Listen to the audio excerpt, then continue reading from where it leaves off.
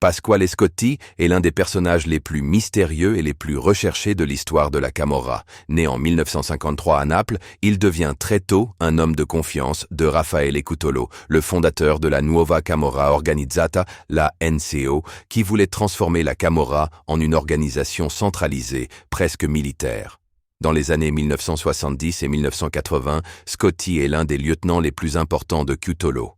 Il n'est pas seulement un exécutant, c'est un stratège, un organisateur, un homme chargé de gérer les alliances, les conflits et surtout les relations avec d'autres organisations criminelles.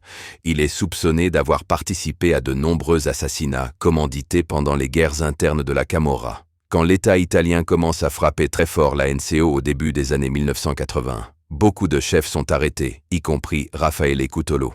Mais Pasquale Scotti, lui, disparaît. En 1984, alors qu'il est officiellement recherché pour association mafieuse et pour de multiples homicides, il s'évapore totalement. Sa cavale devient l'une des plus longues de l'histoire criminelle italienne.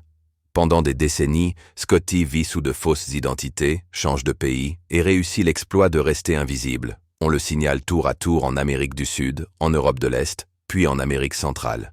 Il devient une véritable légende, le boss fantôme de la Camorra, celui que personne ne parvient à retrouver. En Italie, il est condamné par contumace à la réclusion à perpétuité pour plusieurs meurtres et pour direction d'organisations mafieuses. Son nom reste sur toutes les listes des criminels les plus recherchés du pays pendant près de 40 ans.